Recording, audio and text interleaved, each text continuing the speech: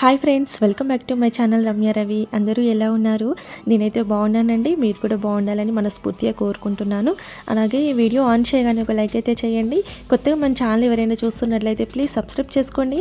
పక్కనే ఉన్న bell icon అయితే యాక్టివేట్ చేయండి. అప్పుడు నేను ఏ వీడియో పెట్టినా నోటిఫికేషన్ అయితే మీ దాకా వస్తుంది. చూడండి, ఇదైతే తోటకూర పకోడీ అండి. మనకి పిల్లలు తోటకూర కర్రీ వండినా ఏం వండినా అంత ఇష్టంగా తినరు కదా. ఇలా దాంతో మనము పకోడీ చేసి పెడితే చాలా ఇష్టంగా తింటారండి.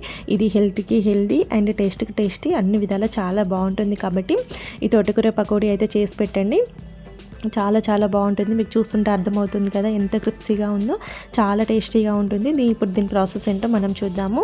నేనైతే ఒక 2 కట్టల తోటకూర అయితే తీసుకున్నానండి. తీసుకొని ఇలా చిన్నగా కట్ చేసుకొని మొత్తం ఇలా కడుక్కొని అయితే పెట్టుకున్నాను. తర్వాత ఒక మిక్సింగ్ గిన్నె తీసుకోవాలి. తీసుకున్న తర్వాత ఒక 2 ఇంచుల అల్లం ముక్కలు అయితే ఇలా చిన్నగా కట్ చేసుకొని పెట్టుకోవాలి. తర్వాత మీకు స్పైసీనెస్కి తగ్గట్టు పచ్చిమిర్చి అయితే తీసుకోవాలి. నేనైతే ఒక 2 నుంచి 3 అయితే పచ్చిమిర్చిని ఇలా మధ్యలో చుంచుకొని అయితే వేసుకున్నాను. అలాగే ఒక 1 స్పూన్ జీలకర్ర అయితే వేసుకొని వీటిని అయితే మెత్తగా మిక్సీ అయితే పట్టుకొని పక్కన పెట్టుకోవాలి. తర్వాత ఇలా మిక్సింగ్ బౌల్ అయితే తీసుకోవాలి. తీసుకున్న తర్వాత మనం ముందుగా కడుక్కొని పెట్టుకున్న తోటకూర ఉంది కదండి, అదైతే ఇందులో వేసుకోవాలి.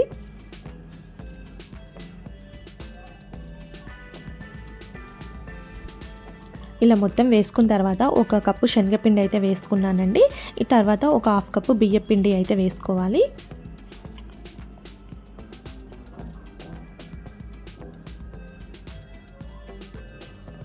తర్వాత టేస్ట్కి సరిపోయేంత సాల్ట్ అయితే వేసుకోవాలి.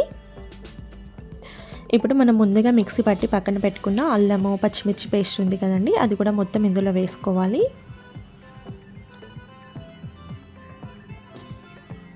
ఇప్పుడైతే మొత్తం ఒకసారి కలుపుకోవాలి. ఎందుకంటే మనం తోటకూరని కడిగాం కాబట్టి వాటర్ అనేది ఉంటుంది. కాబట్టి ఒకసారి అయితే ఇలా మొత్తం అయితే కలుపుకోవాలి. నేను ఎలా ప్రెస్ చేస్తూ గట్టిగా కలుపుతున్నానో ఆ విధంగా అయితే కలుపుకోండి.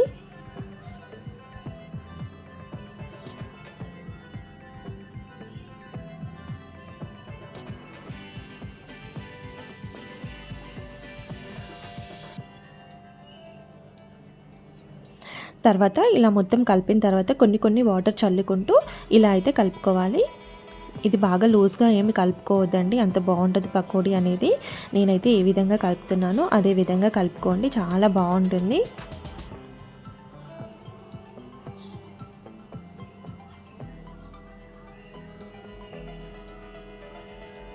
చూడండి, ఈ విధంగా ఉంటే సరిపోతుంది. పకోడీ అయితే పర్ఫెక్ట్గా వస్తుంది. తర్వాత మనం గ్యాస్ మీద కడాయి పెట్టుకొని అందులో డీప్ ఫ్రైకి సరిపోయేంత ఆయిల్ అయితే వేసుకోవాలి. ఆయిల్ ఇలా నార్మల్గా హీట్ అయిన తర్వాత మనం ఆనియన్ పకోడీ అయితే ఎలా వేసుకుంటామో సేమ్ అదే అండి ప్రాసెస్. అయితే ఈ తోటకూర పకోడీ కూడా ఇలాగే ఉంటుంది. ఇలా అయితే మనం చేసుకోవాలి.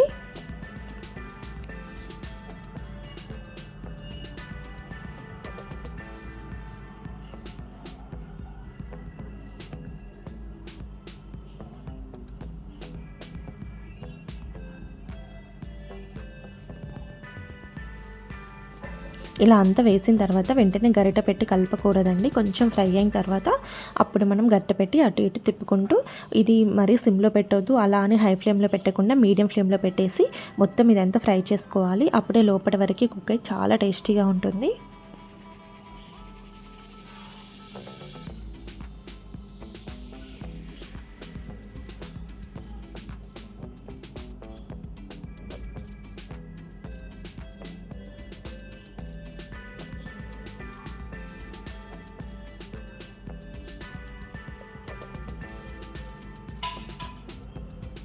చూడండి, ఈ కలర్ వస్తే సరిపోతుందండి. ఇప్పుడైతే వీటిని తీసేసుకోవాలి.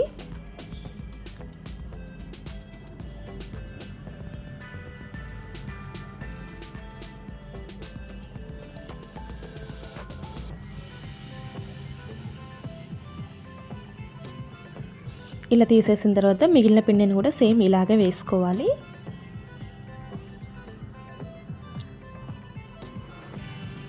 సేమ్ అదే కలర్ వచ్చిన తర్వాత తీసేసుకుంటే సరిపోతుంది. అంతే అండి, మనకి తోటకూర పకోడీ అయితే రెడీ అయిపోతుంది. చాలా టేస్టీగా ఉంటుందండి. పిల్లలకు ఇలా చేసి పెడితే అందులో తోటకూర ఉన్న విషయం కూడా వాళ్ళకి తెలియదండి. చాలా టేస్టీగా ఉంటుంది, బాగుంటుంది. మీరు కూడా ట్రై చేసి ఎలా వచ్చిందో చెప్పండి. అలాగే వీడియో కనుక నచ్చితే లైక్ చేయండి, మీ ఫ్రెండ్స్ అండ్ ఫ్యామిలీకి షేర్ చేయండి.